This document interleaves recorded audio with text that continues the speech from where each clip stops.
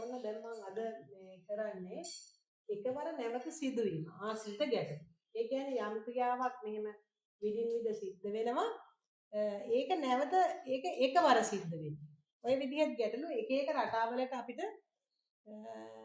දකින්න පුළුවන් වෙනවා. එක එක අවස්ථාවලදී එක එක විස්තර වලින් අහන්න. නමුත් ඔවා හදන ක්‍රමය එකයි. ඔන්න මම ගැටලුව කියනවා කොළඹ ප්‍රධාන බස් නැවතුමෙන් මීගමුවට මිනිත්තු 15කට වරක් අහගන්න කොළඹ ප්‍රධාන බස් නැවතුමෙන් මීගමුවට මිනිත්තු 15කට වරක්ද කළුතරට මිනිත්තු 20කට වරක්ද අවිස්සාවේල්ලට මිනිත්තු 30කට වරක්ද බස් රථයක් පිටත් වෙයි. පෙරවරු 7:20ට මෙම නගර තුනටම එකවර බස් රථ පිටත් වූයේ නම් නැවත ඉහත නගරවලට එකවර බස් රථ පිටත් වන්නේ කීයටද? හොඳට ගැටලුව බලන්න.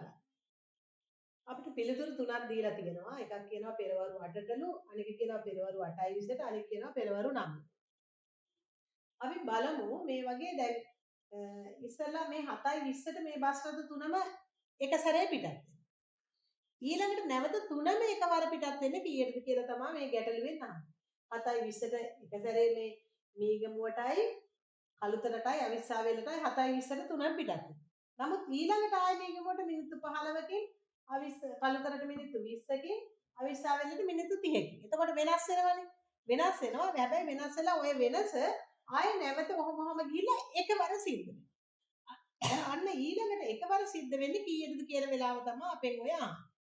ඒ වගේ ගැටලුවක් අපි හදන්නේ මෙන්න මේ විදිහට. හරිද? අපි 6න් ඉහළට යද්දි ඕකට කියන නමකුත් තියෙනවා. නමුත් දැන් අපි ඒ නම් අවශ්‍ය නැහැ. අපි මෙන්න මේ විදිහට හදමු. ඉස්සෙල්ලා අපි මේ බස් රථ පිටත් වෙන වේලාවන් තුන ගන්න. එකක් මිනිත්තු 15කට සැරයක්, මීගමුවට මිනිත්තු 15කට වරක් යනවා. ඊළඟට කොමාවක් දානවා. අපි ඊළඟට කළුතරට යනවා මිනිත්තු 20කට වරක්. ඊළඟට මිනිත්තු 30කට වරක් පිටත් වෙනවා අවිස්සාවෙන්. ඊළඟට පුතේ මේ සංඛ්‍යා තුනම අපි බෙදනවා. තුනම බෙදන දෙකෙන් බෙදනවා. දෙකෙන් එහෙම දෙකෙන් ඉතිරි නැතුව බෙදනකන් සම්පූර්ණ ඉවර වෙනකන් දෙකෙන්. ඊළඟට තුනෙන්. ඊළඟට දෙකෙන් බෙදුවට පස්සේ බොහෝ වෙලාවට අපිට හතරෙන් බෙදෙන්නේ නැහැ. අපි ඒක බෙදන්නේ කොහොමද කියලා මම බලමු. දෙකෙන් දැන් මම මේ ඉලක්කම් තුනම දෙකෙන් බෙදනවා. නමුත් 15 දෙකෙන් බෙදෙන්නේ නැහැනේ. දෙකෙන් බෙදෙන්නේ නැත්නම් මම මේ දෙකෙන් බෙදෙන්නේ නැති සංඛ්‍යාව ඒ විදිහටම ලියනවා. ආයේ ඒකට කිසිම දෙයක් කරන්න බෑ. ඒක එහෙමම දෙකෙන් බෙදෙන්නේ නැති ඉඳලා ලියා ගන්න. 20 දෙකෙන් බෙදනවා 20ට දෙවරක් 10යි. 30 දෙකෙන් බෙදනවා 30ට දෙවරක් 5යි. දැන් මම බලනවා ආයේ එකක් හෝ දෙකෙන් බෙදනවද කියලා. ඔව් දෙකෙන් බෙදෙනවා. එහෙනම් මම දෙකෙන් ආයේ නැවත සැරයක් මේක බෙදනවා. 15 බෙදෙන්නේ නැහැනේ. මම 15 එහෙමම ලියනවා. ඊළඟට 10ට දෙවරක් 5යි. ඊළඟට ආයෙත් මෙතන 15 තියෙනවා. ඒ 15ත් දෙකෙන් බෙදෙන්නේ නැහැ. මම ඒක එහෙමම ලියනවා. ඊළඟට දැන් මම දෙකෙන් මේ එක සංඛ්‍යාවක්වත් බෙදෙන්නේ නැහැ. ඒකින්ද දැන් මම දෙකෙන් බෙදලා ඉවරයි. ඊළඟට මම 3 ගන්නවා. ඇත්තටම 3ෙන් සංඛ්‍යා දෙකක්ම බෙදෙනවා. එහෙනම් මම මෙතන ඊළඟට මම 3 ගන්නවා. 15ට 3 වරක් 5. මේ 5 3ෙන් බෙදෙන්නේ නැහැ. එහෙනම් මම එහෙම්ම මේ 5 දානවා. ආයේ 15ට 3 වරක් 5. හරි. ඊළඟට මම 4නේ මට තියෙන්නේ. 4ෙන් බෙද සාමාන්‍යයෙන් දෙකෙන් බෙදලා ඉවර වුණාට පස්සේ පුතේ මෙතන 4ෙන් බෙදෙන්නේ නැහැ. මෙතනදී ඒක බෙදිලා ඉවරයි. ඊළඟට මම ගන්නවා 5. දැන් 2 3 5. 5ට 5 වරක් 1යි.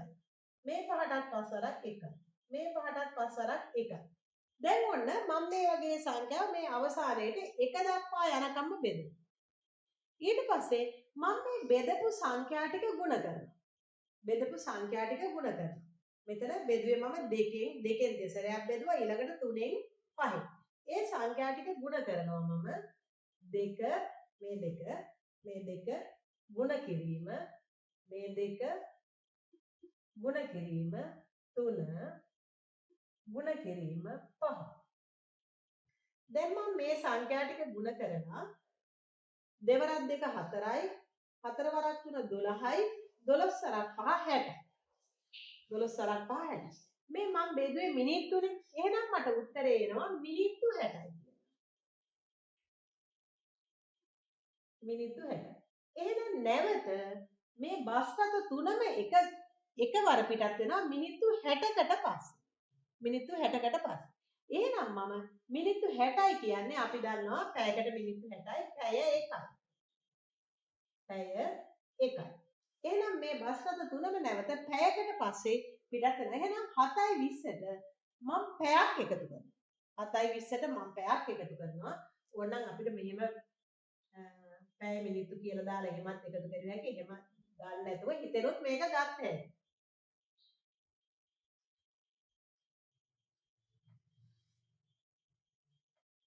7:20ට මම එක පැයක් එකතු කරනවා.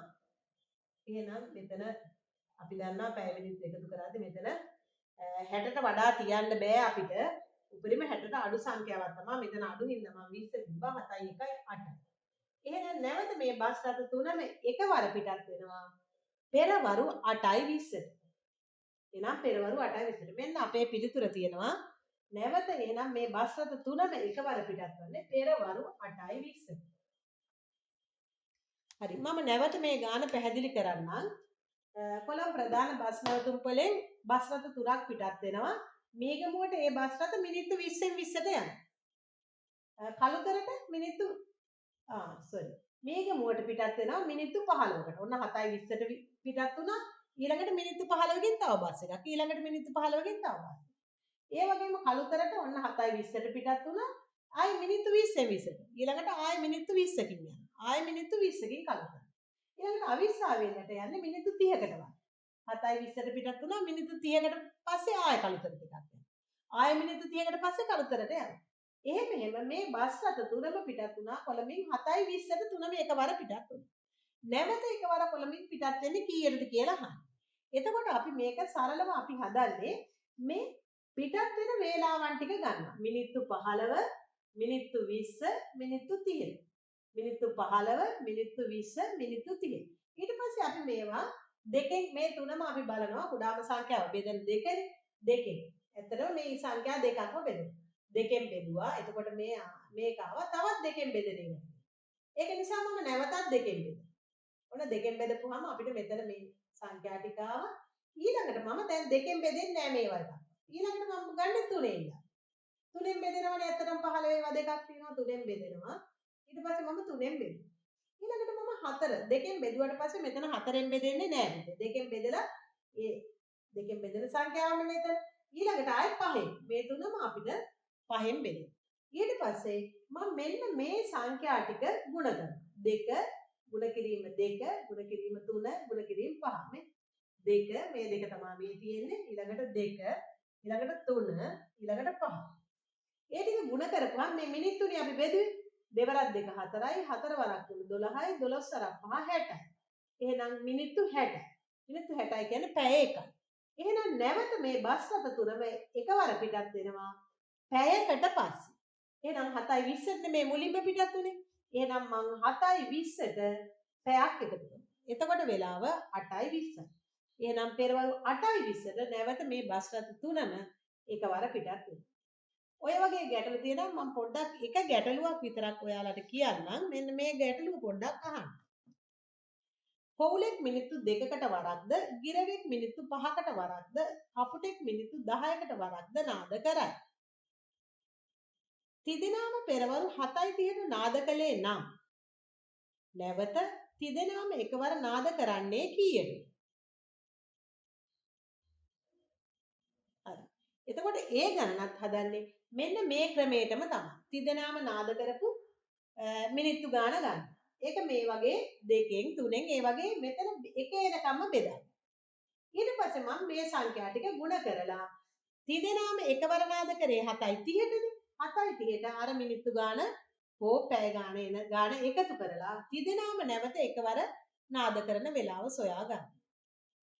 එන්න ඒ වගේ ගණන් තමයි නැවත එකවර සිදුවන අවස්ථාව හොයන්නේ මෙන්න මේ ක්‍රමයට තමයි.